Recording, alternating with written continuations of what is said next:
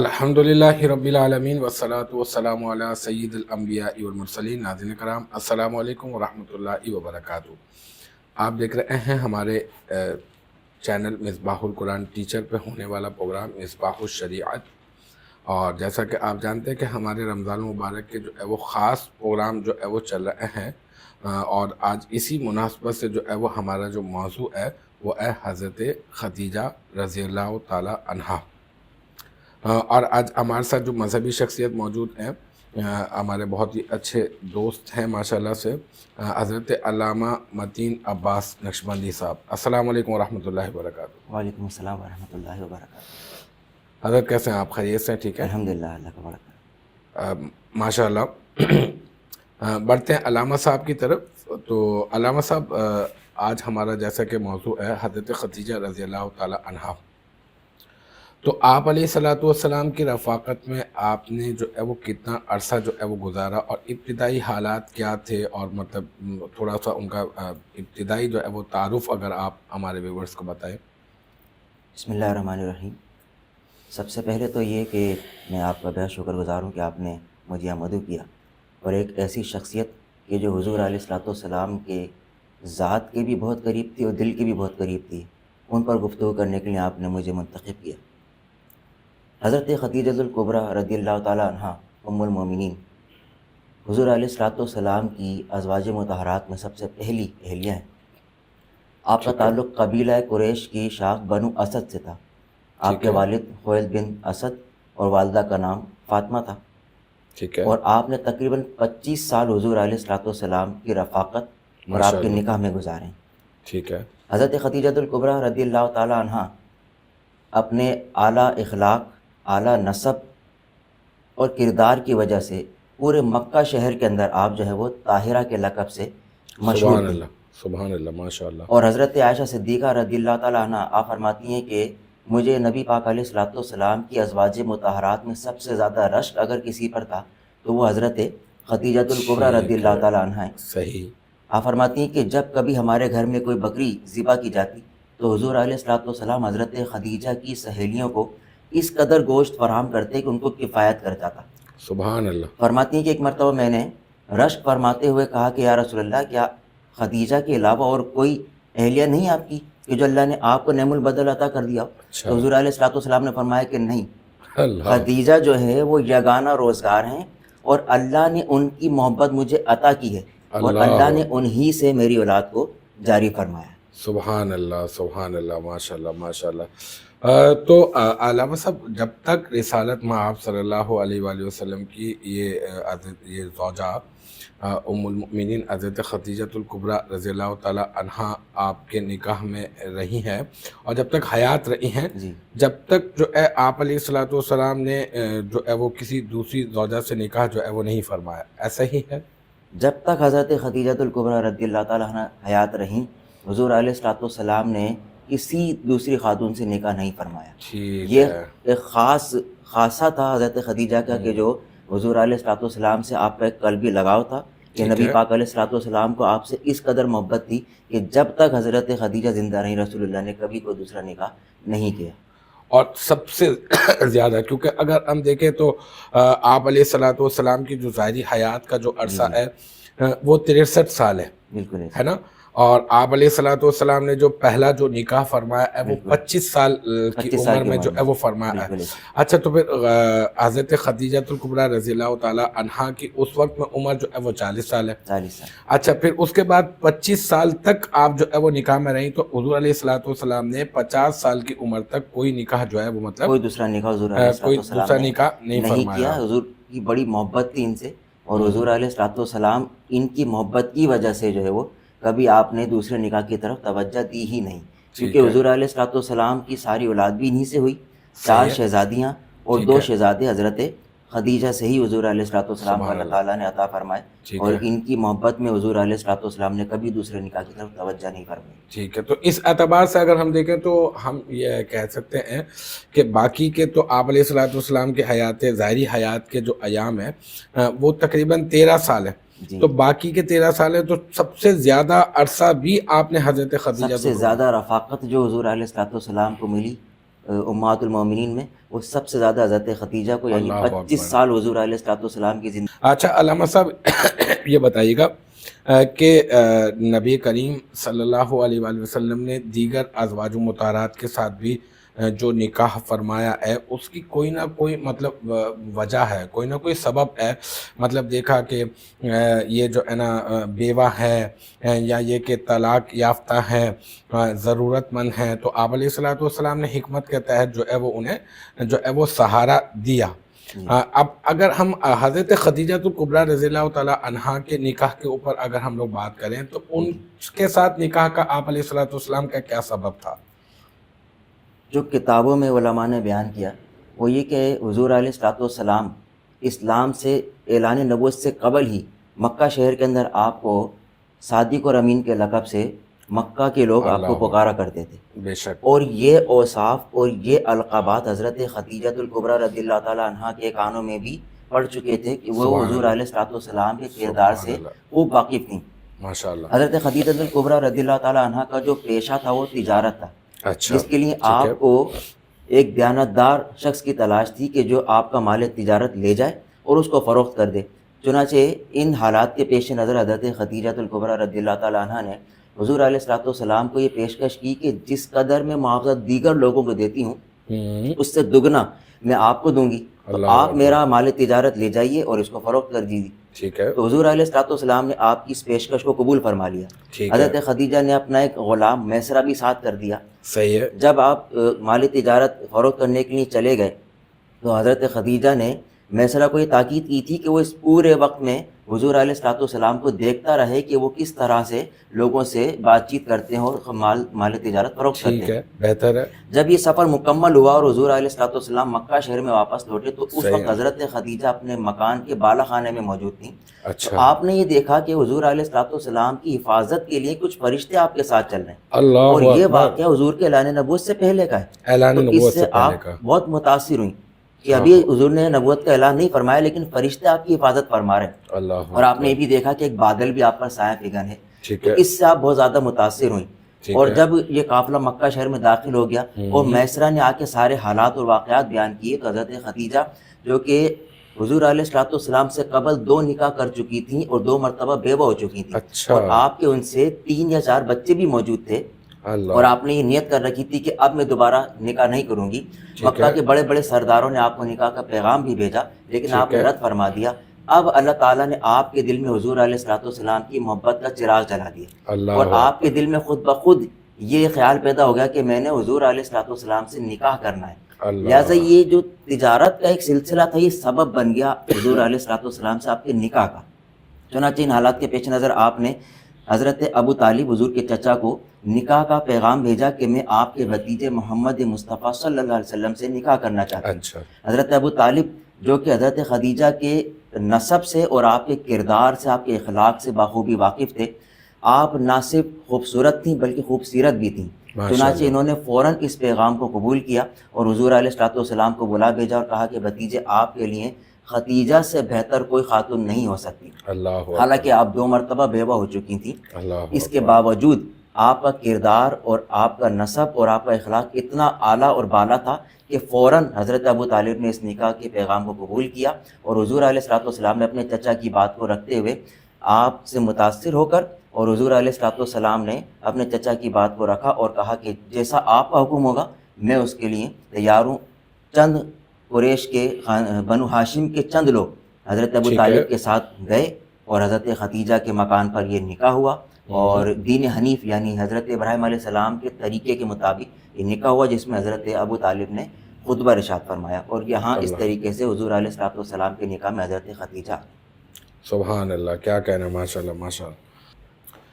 اچھا علامہ صاحب یہ بتائیے گا کہ جو ہے وہ غار حرا میں آپ علیہ الصلوۃ والسلام وہاں پر جو ہے وہ حضور علیہ الصلوۃ والسلام پر جو ہے وہ پہلی وحی کا جو ہے وہ نزول بھی ہوا، اور مطلب یہ کہ بڑا ایک گہرا قسم کا تعلق جو ہے وہ اس غار سے آپ علیہ الصلوۃ والسلام کا ہے، اور آپ علیہ الصلوۃ والسلام کی نسبت سے ہمارا بھی جو ہے وہ اس سے بہت گہرا قسم کا تعلق ہے۔ ہاں بالکل۔ تو یہ بتائیے گا کہ حضرت خدیجہ رضی اللہ تعالیٰ عنہا کی جو ہے وہ غار حرا کے حوالے سے کیا خدمات جو ہے وہ رہی؟ جس وقت حضور علیہ الصلوۃ والسلام کی عمر مبارک 40 کے قریب پہنچی تو حضور علیہ الصلوۃ والسلام کو گوشہ نشینی اختیار کرنا پسند آنے لگا. ٹھیک اس ہے. سلسلے میں آپ جبل نور جہاں پر غار ہرا موجود ہے صحیح ہے. وہاں کچھ کھانا پانی ستو وغیرہ لے جاتے اور ٹھیک ہے. کئی روز تک وہاں قیام کرتے، مراقبہ کرتے اور اللہ تعالیٰ کی قدرت کے مناظر میں غور و فکر فرماتے.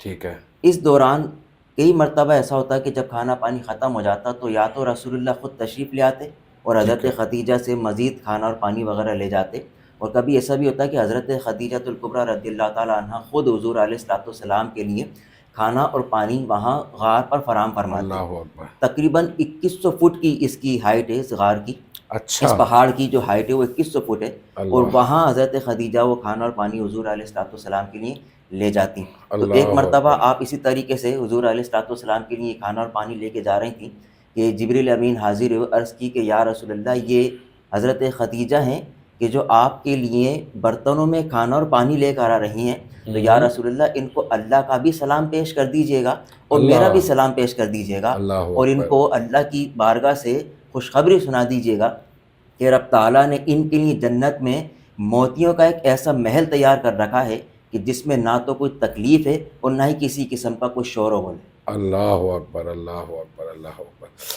ایک تو یہ کہ حقوق زوجیت تھے، یعنی یہ کہ جو شوہر کے جو حقوق ہیں ایک تو وہ بھی اس کی بھی ادائیگی، پورا ادائیگی ہو رہی ہے، اور ایک اور یہ کہ نبوت کا جو نبوت معاملہ، کا بھی ایک معاملہ، اور پھر اللہ اور اس کے خاص فرشتے کی طرف سے سلام کا آنا، اللہ اکبر، اور جنت کی بشارت. جنت کی جس کو بشارت. جنت کے محل کی بشارت مل کے گویا اس کو در حقیقت جنت ہی کی بشارت مل گئی. تو شوہر کی محبت میں اتنی اونچائی تک چلے جانا پیرانہ سالی کے عالم میں، جبکہ آپ بزرگ ہو چکی تھیں، بالکل ظاہر سی لیکن بات وہاں ہے. تک اگر چلی دیکھیں تو جاتی تھیں. ایک اچھا خاصا جو ہے وہ عرصہ جو ہے وہ بن جاتا ہے. جیسے 25 سال میں آپ علیہ الصلوۃ والسلام نے نکاح فرمایا ہے، جی تو اگر ہم اس طرح سے اگر حساب کتاب کریں تو آپ علیہ الصلوۃ والسلام 40 سال کی عمر میں آپ نے اعلان اس کے نبوت فرمایا، قریب جو ہے نا آپ نے جبل نور پہ آپ کا جو ہے وہ جانا شروع کر دیا.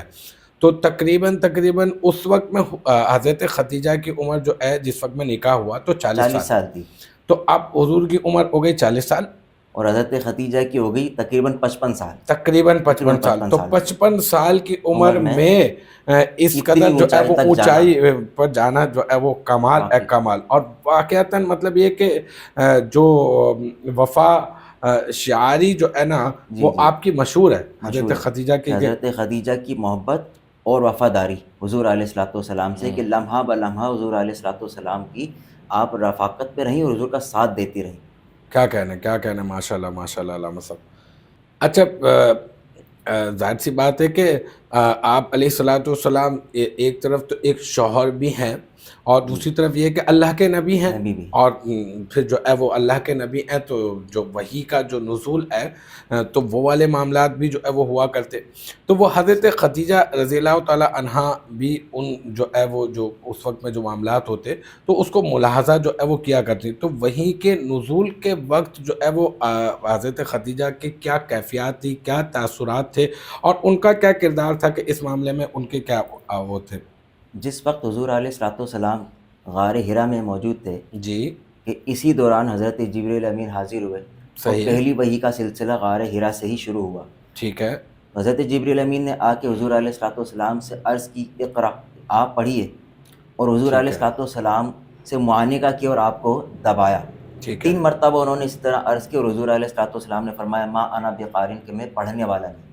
پھر انہوں نے جبریل امین نے سورہ علق کی ابتدائی آیت پڑھ کے سنائی، اقرا بسم ربک الذی خلق. تو جب آپ نے یہ آیات سنی تو حضور علیہ الصلوۃ والسلام نے آیات کو شروع کی 5 آیات آپ نے پڑھنا شروع کی. اس وحی کے نزول کی وجہ سے حضور علیہ الصلوۃ والسلام کے جسد اطہر پر ایک کپ کپی اور ایک رقت طاری ہو گئی. حضور علیہ الصلوۃ والسلام غار ہرا سے نکلے اور اپنے گھر کی طرف روانہ ہوئے، اور یہاں آنے کے بعد آپ نے فرمایا زمیلونی یعنی مجھے کمبل اڑا دیجیے. حضرت خدیجہ رضی اللہ تعالیٰ عنہ نے اس وقت حضور علیہ الصلوۃ والسلام پر کمبل ڈال دیا. جب آپ کی طبیعت کچھ بہتری کی طرف آ گئی تو حضور علیہ الصلوۃ والسلام نے فرمایا کہ اے خدیجہ میں ایسے حالات اور واقعات دیکھ رہا ہوں کہ مجھے اپنی جان کا خوف ہوتا ہے. تو حضرت خدیجہ الکبریٰ رضی اللہ تعالیٰ عنہ نے زوجہ ہونے کے اعتبار سے حضور علیہ الصلوۃ والسلام کو تسلی دی اور آپ کی تشفی کے لیے فرمایا کہ آپ یہ بات کس طرح سوچ سکتے ہیں، اللہ تعالیٰ آپ کو ہمیشہ نقصان سے بچائے رکھے گا، اس لیے کہ آپ تو رشتہ داروں کے ساتھ صلہ رحمی کرتے ہیں، غریبوں کی عیالداری کرتے ہیں، ان کی مدد کرتے ہیں، اور ناتواں لوگوں کا بوجھ اٹھاتے ہیں، اور آپ لوگوں کے ساتھ حسن سلوک سے پیش آتے ہیں، تو رب تعالیٰ آپ کو کبھی رسوا نہیں ہونے دے گا۔ اور اس کے بعد پھر حضرت خدیجہ حضور علیہ الصلوۃ والسلام کی مزید تسلی و تشفی کے لیے آپ کو اپنے چچا زاد بھائی ورقہ بن نوفل کے پاس لے گئیں، جو کہ اس وقت کے بڑے عالم دین تھے اور یہودیت اور عیسائیت، توریت اور انجیل کا علم رکھتے تھے۔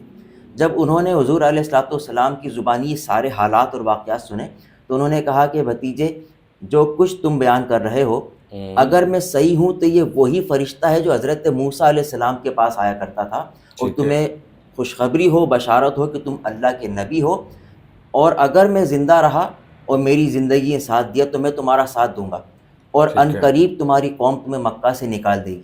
تو حضور علیہ الصلوۃ والسلام نے تعجب سے پوچھا کہ کیا مجھے میری قوم نکال دے گی؟ کہا ہاں، وہ لوگ کہ جو اللہ کا پیغام لے کر آئے ان کی قوم نے ان کے ساتھ ایسے ہی کیا کہ ان کو ان کے شہروں سے نکال دیا، تو اگر میں اس وقت زندہ رہا تو میں تمہارا ساتھ ضرور دوں گا۔ یہ بتائیے گا علامہ صاحب کہ شیب ابی طالب نے حضرت خدیجہ الکبریٰ رضی اللہ تعالیٰ عنہا نے نبی کریم صلی اللہ علیہ وآلہ وسلم کا کس طرح سے ساتھ دیا؟ یوں تو اعلان نبوت کے بعد سے ہی جو پریشانیاں اور جو مصائب و آلام حضور علیہ الصلوۃ والسلام پر آن پڑے تھے مکہ کے کافروں کی طرف سے، ٹھیک ہے، ہر ساعت ہر گھڑی حضرت خدیجہ الکبریٰ رضی اللہ تعالیٰ عنہا نے حضور علیہ الصلوۃ والسلام کی دلجوئی فرمائی، اور جو کچھ حضور علیہ الصلوۃ والسلام پر بیتتا حضرت خدیجہ اس کو ہلکا کر دیتی، ٹھیک ہے، اور حضور علیہ الصلوۃ والسلام کی دلجوئی فرماتی۔ لیکن سن 7 نبوی میں کفار مکہ نے یہ طے کیا کہ ہم بنو ہاشم سے ان سے ایک سوشل بائیکاٹ کریں گے، ان کا مکمل مقاطعہ کریں گے، لہٰذا ان حالات کے پیش نظر حضرت آپ کے چچا حضرت ابو طالب نے یہ فیصلہ کیا کہ بنو ہاشم اور بنو عبد المطلب شیب ابی طالب کی گھاٹی، یہ ایک پہاڑی گھاٹی تھی جو بعد میں حضرت ابو طالب کے نام سے موسوم ہو گئی، وہاں چلے جائیں گے تاکہ حضور علیہ الصلوۃ والسلام کی جان کی حفاظت کی جا سکے۔ چنانچہ ان حالات کے پیش نظر حضرت خدیجہ الکبریٰ جو کہ قبیلہ بنو اسد سے تھیں، اگر آپ چاہتی تو آپ نہ جاتی، اور قریش مکہ کو آپ کے جانے یا نہ جانے سے کوئی اعتراض بھی نہیں تھا، لیکن آپ اپنے خاوند اور اب نبی پاک علیہ الصلوۃ والسلام کے نبی ہونے کی وجہ سے آپ ان کے ساتھ وہاں تشریف لے گئیں۔ یہاں پر حالات اس قدر سنگین تھے کہ 3 سال کا عرصہ یعنی 10 نبوی تک حضور علیہ الصلوۃ والسلام اور آپ کے خاندان یہاں گزارے، اور ان لوگوں کا حال یہ تھا کہ ان کے پاس کھانے پینے کے لیے کوئی چیز میسر نہیں ہوتی تھی، یہ سوکھی گھاس اور پتے اور چھال اور چمڑے کھا کر گزارا کیا کرتے تھے، اور ان حالات سے حضرت خدیجہ الکبریٰ بھی گزرتی رہیں، اور آپ نے کلمہ شکر ہی ادا کیا، کبھی ناشکری نہیں کی۔ حضرت خدیجہ الکبریٰ کے بھتیجے حضرت حکیم بن حزام رضی اللہ تعالیٰ عنہ جو کہ فتح مکہ کے موقع پر مسلمان ہوئے تھے، یہ کبھی کبھی کچھ راشن اور پانی وغیرہ فراہم کر دیا کرتے تھے، لیکن ان کو بھی ابو جہل روکتا تھا اور ان کو بھی ستاتا تھا کہ وہ کسی طریقے سے یہ سامان رسد ان کو نہ پہنچا سکے۔ اگر باہر سے کوئی قافلہ سامان لے کر آتا تو ابو لہب ان کی مخالفت میں کھڑا ہو جاتا اور ان کو وہ سامان خریدنے ہی نہیں دیتا تھا۔ ان پورے حالات میں حضرت خدیجہ نے حضور علیہ الصلوۃ والسلام کا ساتھ دیا، اور وہ 3 سال تک جو پریشانیاں حضور علیہ الصلوۃ والسلام نے برداشت کی، حضرت خدیجہ نے بھی برداشت کی۔ پھر اللہ تعالیٰ نے یہ فیصلہ فرمایا کہ کفار مکہ نے ایک معاہدہ لکھ کے خانہ کعبہ پر ٹانگ دیا تھا، اللہ تعالیٰ نے وحی نازل فرمائی، حضور علیہ الصلوۃ والسلام نے اپنے چچا سے کہا کہ جا کے ان سے کہیے کہ اس عہد نامے کو جا کے دیکھیں جو انہوں نے خانہ کعبہ میں ٹانکا ہے، اس میں سوائے رب تعالیٰ کے نام کے باقی تمام کی تمام عبارت کو دیمک نے کھا لیا۔ حضرت ابو طالب کفار مکہ کے پاس گئے اور جا کے ان کو جب یہ خبر دی اور انہوں نے اس معاہدے کو دیکھا تو واقعہ ویسے ہی تھا جیسا کہ حضور علیہ الصلوۃ والسلام نے بیان فرمایا تھا۔ پھر ان میں سے 5 افراد اٹھے اور انہوں نے غیرت کا مظاہرہ کیا اور کہا کہ ہم تو پرسکون ہو کے یہاں رہیں، اور ہمارے بچے جو ہمارے خاندان سے ہیں وہ اس گھاٹی میں بلبلاتے ہیں اور روتے، جن کی آوازیں مکہ میں آتی ہیں، تو ہم تو مہمان نواز ہیں اور ہم نے یہ اپنے لوگوں کے ساتھ کیا کیا۔ لہٰذا 3 سال کے بعد 10 سنہ نبوی میں یہ جو مقاطعہ تھا اس کو ختم کیا گیا، اور حضور علیہ الصلوۃ والسلام شیب ابی طالب کی گھاٹی سے واپس اپنے گھر مکان میں تشریف لے۔ ٹھیک ہے، ٹھیک ہے علامہ صاحب، آخری سوال کی طرف بڑھنے سے پہلے میں یہ چاہوں گا کہ اپنے ثنا خان سے جو ہے وہ مدح سرائی کا جو ہے وہ ہم لوگ اعزاز حاصل کر لیں۔ تو حافظ عاشر صاحب سے گزارش کروں گا کہ آقا کریم علیہ الصلوۃ والسلام کی نعت شریف پیش فرما دیں. جن کو دیدار ان کا سر ہوا وہ بددعا دیکھتے گئے ان کے انوار دل میں اترتے گئے شان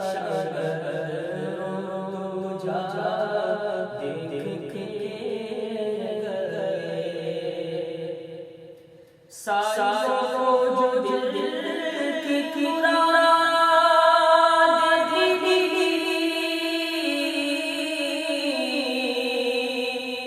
ان کی بخشش سے سب جھولیاں بھر گئی ان کی بخشش سے سب جھولیاں بھر گئی اس عطا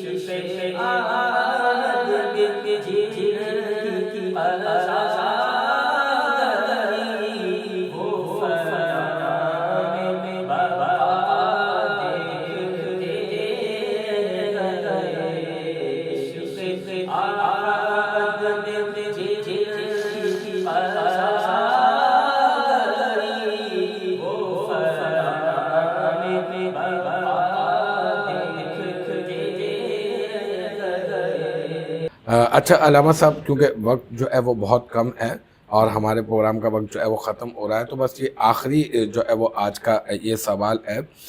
دیکھیں، عام طور پر بھی اگر کسی کے بھی ساتھ اتنا عرصہ جو ہے وہ آپ گزار لیتے ہیں تو محبت تو ظاہر سی بات ہے کہ پیدا ہو ہی جاتی ہے، اور یہاں تو معاملہ ہی کچھ انوکھا اور نرالا تھا، اور آپ علیہ الصلوۃ والسلام تو ویسے ہی عدل و انصاف کرنے والے۔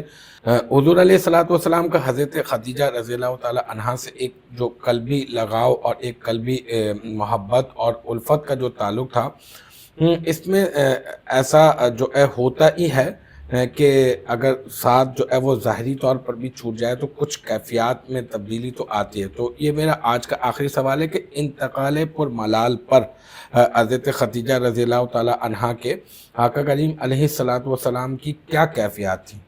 جیسا کہ میں عرض کر چکا ہوں کہ شیب ابی طالب کے 3 سال حضرت خدیجہ نے حضور علیہ الصلوۃ والسلام کے ساتھ گزارے، تو چونکہ آپ بہت بزرگی کی طرف پہنچ چکی تھیں اور قریباً آپ کی عمر مبارک 65 سال کے قریب ہو چکی تھی، تو ایسی صورت میں بھوکے پیاسے رہنا اور تکلیفیں برداشت کرنا، اس نے آپ کی طبیعت کو مزید کمزوری کی طرف اور اس میں مزید لاغری کی طرف جو ہے نا وہ پیش قدمی کی۔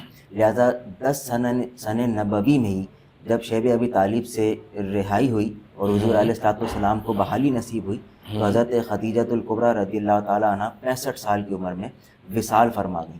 تو حضور علیہ الصلوۃ والسلام کو اس قدر صدمہ تھا کہ حضور علیہ الصلوۃ والسلام نے اس سال کا نام ہی عام الحزن رکھ دیا، یعنی غم کا سال۔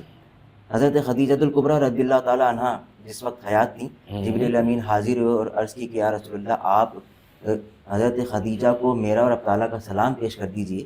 تو حضور علیہ الصلوۃ والسلام نے جب حضرت خدیجہ کو یہ بات بیان کی تو کہا کہ یا رسول اللہ، اللہ تعالیٰ تو سلام ہی ہے، اور جبریل امین پر بھی سلام ہو، اور یا رسول اللہ آپ پر بھی سلام ہو، اور آپ پر اللہ تعالیٰ کی برکتیں اور رحمتیں ہوں۔ تو ایسی زوجہ کی جدائی یقیناً انسان کو جو ہے وہ غم میں مبتلا کر دیتی ہے۔ حضور علیہ الصلوۃ والسلام انتہائی غمزدہ تھے کہ ساتھ ہی ساتھ آپ کے چچا کا بھی انتقال ہو گیا تھا، اور اب شریک حیات جنہوں نے 25 سال کا عرصہ حضور علیہ الصلوۃ والسلام کے ساتھ گزارا اور 10 سال نبوت کی تکلیفیں حضور علیہ الصلوۃ والسلام کے ساتھ برداشت کی تھیں، وہ حضور علیہ الصلوۃ والسلام کو اب رخصت کہہ کر اس دار فانی سے جا چکی تھیں۔